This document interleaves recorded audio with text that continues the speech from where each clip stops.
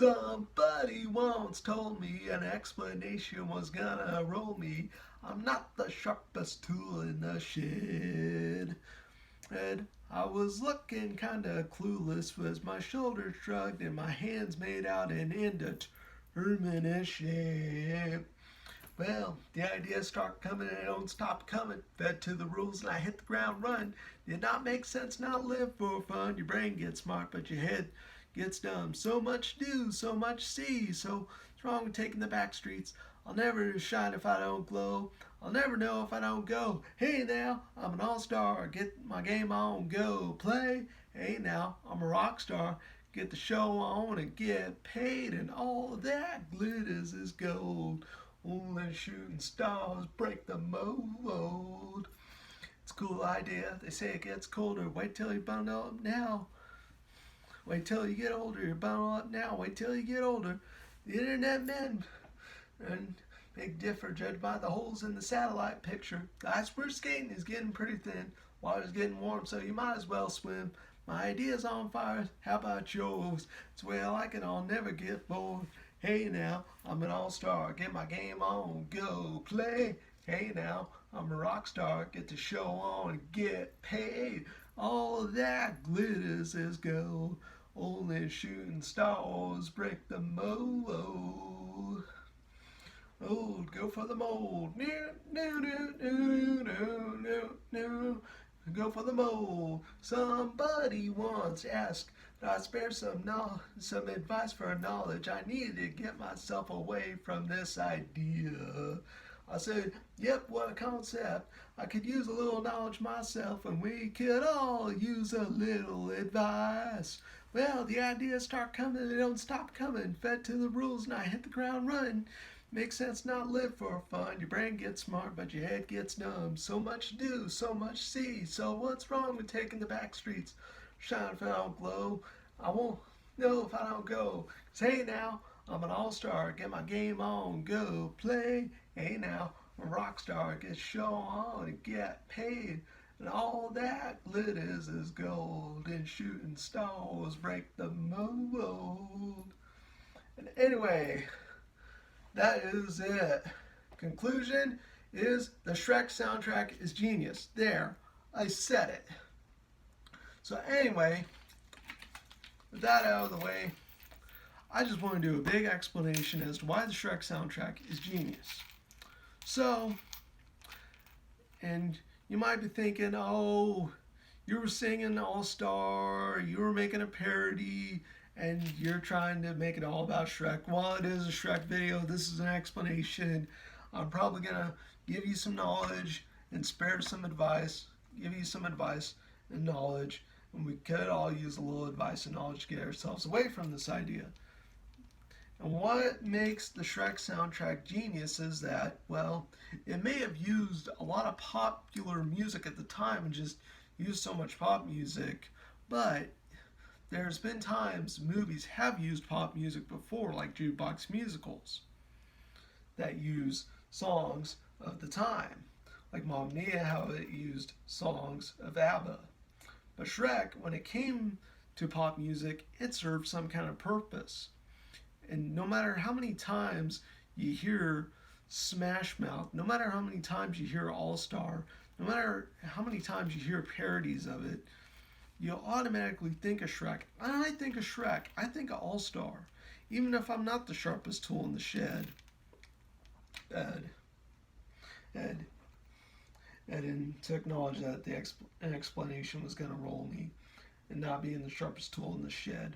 But anyway, plus, the great thing about All Star and the whole jokery behind it is that Shrek is an all star.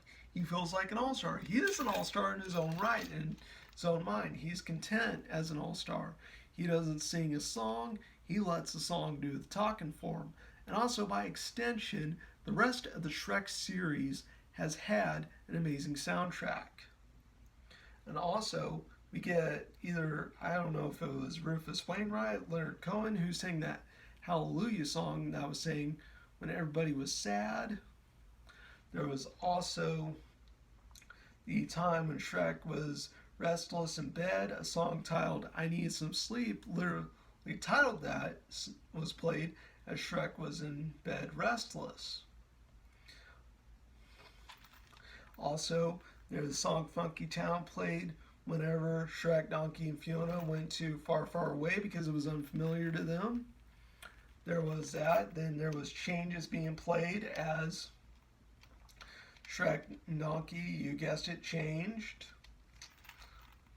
Also, ever fallen in love when he's trying to steal a potion out of the factory because he's doing something crazy? Well, we're falling in love, and it's one of those ideas like, have you ever done something crazy because you fell in love with someone?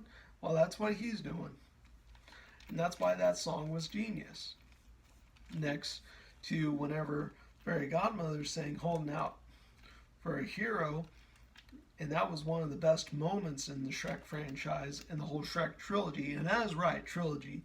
I will go into another video explaining what I mean the Shrek trilogy and what I mean by it. There's such a diegesis, or whatever it is, to the popular music used in the film, but yet you hear original music. You hear composers like Harry Gregson Williams and John Powell making original music, and you hear original music, and you hear the theme, and regardless of how many times you hear All Star.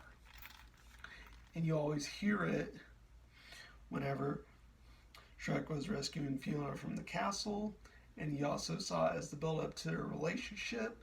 Also, there was even the Proclaimers, I'm on my way, whenever Shrek and Donkey were starting their journey. Bad Reputation played when Shrek was in the arena fighting the guards, not caring what people thought, that he, even if he had a bad reputation, saying he did not give a darn about his reputation and having a bad reputation. He didn't care about it. He just showcased a bad reputation.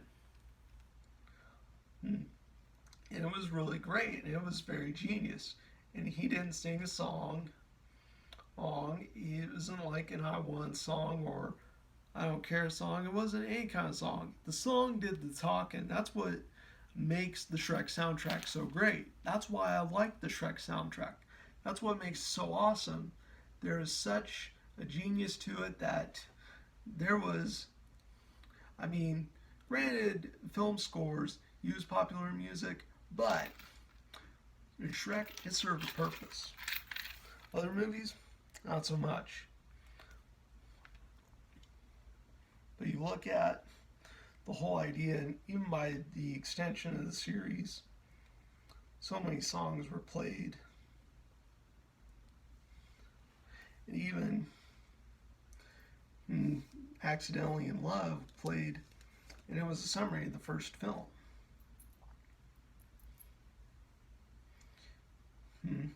And also, there was just so many great songs that have been in the Shrek soundtrack, and regardless of where we've heard those songs, and you always hear them in Shrek. And also, even whenever you hear I'm a Believer, that was because Donkey believed in love or something, and he sang that. And that was also a summary to how Shrek and Fiona fell in love with each other. And even in the scene, you would hear their great theme whenever he tried to stop the self-imposed and arranged marriage of Farquaad and Fiona. And he went in running in and objecting, and you heard that theme playing. And plus, Harry Gregson Williams and John Powell, they were a dynamic duo in music making. They really composed a film score. They made such a great original music to what they made in the movie. So, there's so much greatness in it. And you may think that, well, wait a minute, hold on. There was so much pop music. You were talking about pop music and how in Shrek it served a purpose. Well, it did serve a purpose. And the purpose it served was it did the talking and the explanation for everyone and their actions. It didn't have them singing songs or singing a song like whatever the heck the parrots sang in Aladdin. It didn't have them doing that. And also, Shrek, once for nothing, he just He's content as all-star. Going back to that, then when he's restless in bed, you hear a song titled, literally titled, I Need Some Sleep, because while he's needing sleep and he's restless. Then Accidentally in Love summarizes the first movie. Or Fallen in Love plays because he's doing something crazy for love when stealing a potion out of a factory. Changes played when he changed. Funky Town played when him, Fiona, and Donkey went to far, far away because of an unfamiliar territory to them. And really, I just think, you might think I get all, oh, pop music stinks and won't ever be used in a film score. And you might think that. Well, true, it might not, but, I have analyzed and looked at music before in film scores. There's really great ones, and then there's some not so great ones. There's music that is really great and memorable, and the guy seems to, and the composer or whoever it is that did the music seems to be a musical hero to you, much like John Williams is in a way. He seems like a musical hero to me. I would do a video explaining why his film scoring is so great and memorable. But really, Harry Gregson Williams and John Powell, it wasn't just John Powell or Harry Gregson Williams, one guy doing all the work. It was one guy, and he had a great assistant behind him doing it.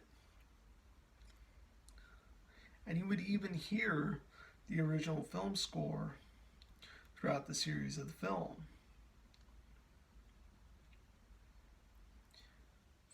And also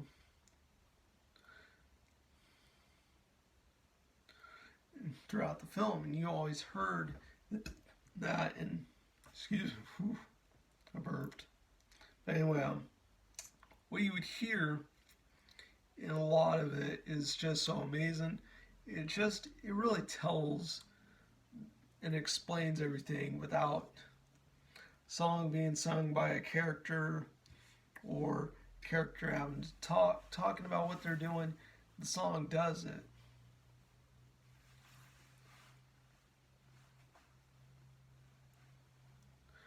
The song tells it all.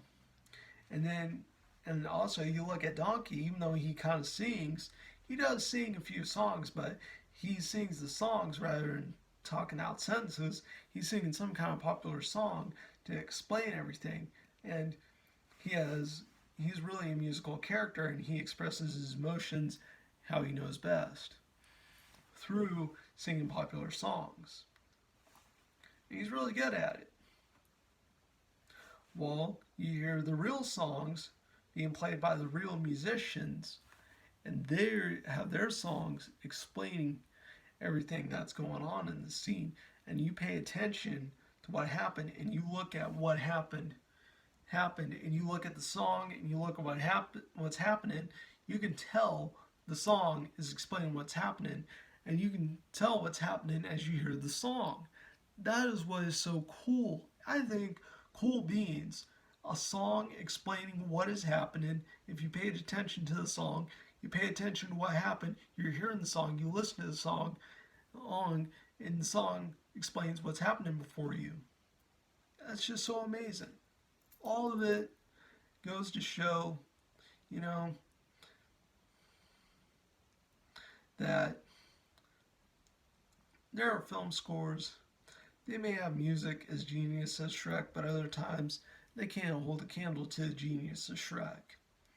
And there's been times jukebox musicals and other movies like Casablanca used pop music, but other times it was obnoxious. And it didn't really have a good idea. Whereas in Shrek, it served a purpose. And I think, really, I did a pretty good explanation, and I sang a pretty good song, and I did a pretty good rendition of Smash Mouth. I did a good rendition of it all. And I think, anyway, this has been just me explaining everything that happened. Same wolf name, same wolf channel, same wolf time. Wolfman Grim Reaper. I'm going to count off in 3, 2, 1, go.